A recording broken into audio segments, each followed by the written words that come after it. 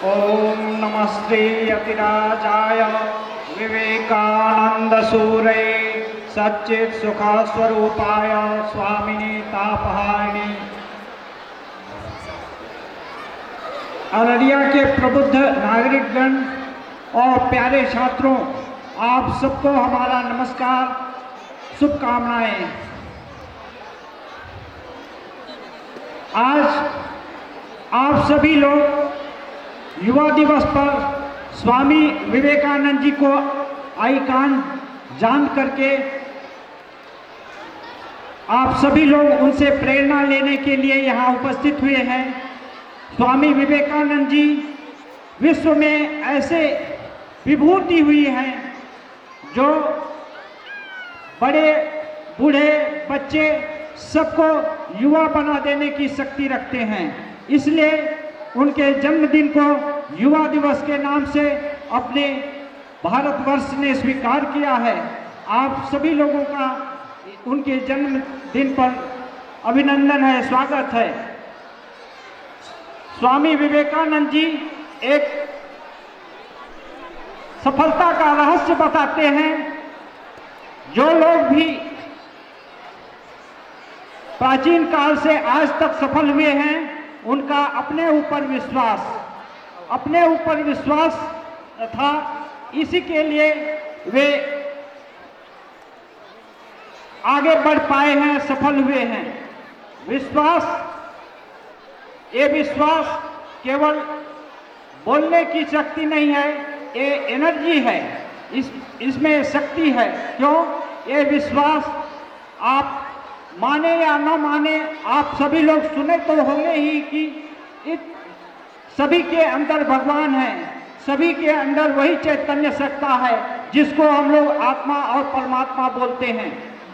ये उसी की सत्ता है जिसके ऊपर जो अपने ऊपर जितना भी भरोसा करता है वो उतना ही सफल होता है। इसलिए स्वामी विवेकानंद जी कहते हैं, प्राचीन धर्म, पहले के धार्मिक लोग ये बोलते थे, जिसका भगवान में विश्वास है उसका ही उत्थान होगा, उसकी प्रगति होगी। आज का धर्म स्वामी जी बोलते हैं, जिसका अपने ऊपर विश्वास होगा वो आगे बढ़ेगा। अपने ऊपर विश्वास में हम अमुक हैं तमुक हैं ये बात जान करके नहीं, हम आत्मा के साथ एक हैं, हम अनंत शक्ति हैं, हम पवित्र हैं, शुद्ध हैं और कुछ भी करने में समर्थ हैं। ये ज्ञान ये स्वामी विवेकानंद जी बोलते हैं, उपनिषद की वाणी शृण्वन्तु विश्वे अमृतस्य पुत्राः, बोलते हैं, हे धराधाम के वासियों सुनो, तुम अमृत की संतान हो। तुम भला छोटे या लिमिटेड या पापी या निकृष्ट ऐसा नहीं, तुम अमृत के संतान हो, तुम सब कुछ करने में समर्थ हो। लेकिन शर्त यही है कि ये समझो कि तुम आत्मा हो जो अमर, अजर और सब कुछ करने में समर्थ है। ये विश्वास यदि है किसी का तो ये हर क्षेत्र में सफल होगा। स्वामी विवेकानंद जी इसके लिए उपाय भी बताते हैं। कोई एक श्रेष्ठ विचार शास्त्र में सुनकर, महापुरुष लोगों के जीवन प्रसंग को आलोचना करके एक श्रेष्ठ विचार को आदर्श बनाओ। कोई आदर्श छोटा नहीं होना चाहिए, क्योंकि आप देखेंगे कि आप तभी संतुष्ट होंगे, तभी प्रयास करेंगे जबकि आपके आगे सामने एक कोई लक्ष्य होगा। लक्ष्य नहीं रहने से आपको बड़ी सफलता कभी नहीं मिल सकती है। इसलिए लक्ष्य तो महान होना है और जाने या अनजाने आप उस महानता तक पहुंचे बिना आप रुक नहीं सकते। यही कारण है कि कोई 99 मार्क्स पाकर भी पूरा संतुष्ट नहीं होता, उसको और 100 मार्क्स पाने की भी तमन्ना होती है। कोई करोड़पति अरबपति होकर भी उसको वहां तक रुकने की तमन्ना नहीं होती है और आगे बढ़ना चाहता है। बहुत पावरफुल हो जाने पर भी और पावर उसको चाहिए, क्योंकि उसका स्वरूप उसको रुकने नहीं देगा। क्योंकि आप अनंत के अधिकारी हैं, आपकी शक्ति अनंत है, वहां तक गए बिना आप कभी नहीं रुक सकते। तो स्वामी जी बोलते हैं उत्तिष्ठत जागृत प्राप्य वरान निबोधत। आपको कैसे मालूम होगा?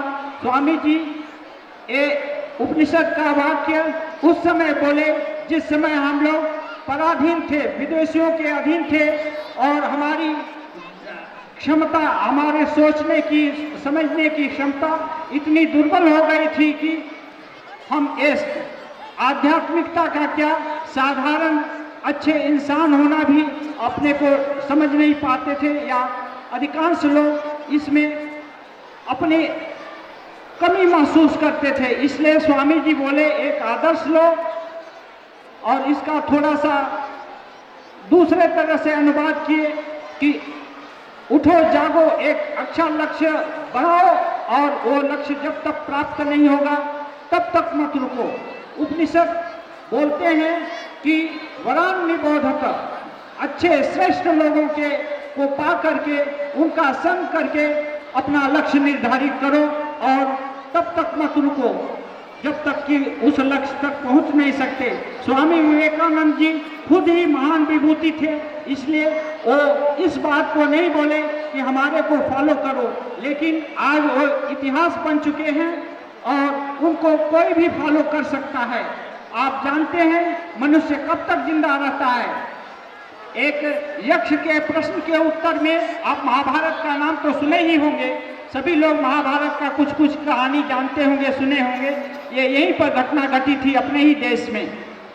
महाभारत के पात्र युधिष्ठिर से यक्ष वहां एक जगह पूछते हैं मनुष्य कब तक जिंदा रहता है? युधिष्ठिर उत्तर में कहते हैं दिवंग स्पृशति भूमिं च सप्तः पुण्येन कर्मणा यावत् स शब्दो भवति तावत् पुरुष उच्यते। जब तक किसी के अच्छे गुणों का गान स्वर्ग में या भूमि पर कहीं भी होता रहेगा वह पुरुष तब तक जिंदा रहेगा। तो आप चाहते तो हैं कि आप अनंत काल तक जीवित रहें। कौन नहीं चाहता है कि आप का नाम सुनाम न हो? इसलिए ये देखिए स्वामी विवेकानंद जी आज भूतकाल में नहीं है, स्वामी जी विवेकानंद जी आज वर्तमान काल में हैं। उन लोग की संतान संतति हम लोग जिंदा हैं। हम लोग भी आपके जैसे स्टूडेंट छात्र थे और रामकृष्ण मठ मिशन एक विश्वव्यापी बड़ा धार्मिक संस्थान है जो कि जाति धर्म और ये हर मान्यता से ऊपर उठकर शिव ज्ञान से जीव सेवा में विश्वास करता है। ये स्वामी विवेकानंद जी का देन है कि इस माध्यम से भी, इस सेवा के माध्यम से भी आप ब्रह्म ज्ञान तक की ऊंचाई तक पहुंच सकते हैं। इसलिए ये नया युग धर्म है। आप किसी के लिए कुछ भी करते हैं उसके अंदर भगवान है ये जानकर उसकी सेवा करें। घर में भी अपने परिवार का पोषण करते हैं, माँ पिताजी बच्चों को देखते हैं। यदि माने कि भगवान की सेवा कर रहे हैं, भगवान ही आपका बालक के रूप में, पिता के रूप में, माता के रूप में, गाय बैल के रूप में, जो छोटे कर्मचारी बड़े कर्मचारी के रूप में, सभी तरह से ये लोग भगवान ही विभिन्न रूप में आए हैं। तो देखेंगे ये वैमनस्य दूर हो जाएगा। हम लोग एक दूसरे को इन्फीरियर कभी नहीं समझेंगे और सबके हित का चिंतन करेंगे और मोहग्रस्त भी नहीं होंगे कि हमारा बेटा है इसलिए हम उसका 100 खून माफ कर देंगे, और दूसरे का है तो उसको थोड़ा सा ही गलती किया तो उसको हम उसको बहुत बड़ा सजा देने के लिए हम उद्यत हो जाएंगे। ऐसा पार्शियलिटी भी नहीं होगी। यही एक ऐसा मौलिक सिद्धांत है कि सबके अंदर यदि भगवान की चिंता की जाए तो आप हार्मनी और पीस सारे विश्व में कायम हो सकता है। इसको छोड़ करके और सहज कोई उपाय नहीं है। यदि अपने को आप हाईलाइट करेंगे तो दूसरा आपका राइवल तैयार हो जाएगा। उसमें भी इश्यू है और ये फैक्ट है इसको यदि एक्सटेंड करें तो आप भी सुखी रहेंगे, अगला भी सुखी रहेगा, सारा समाज सुखी रहेगा, देश सुखी रहेगा, इवन विश्व भी सुखी हो जाएगा और विश्व शांति स्थापित हो जाएगी। जय भारत, जय हिंद।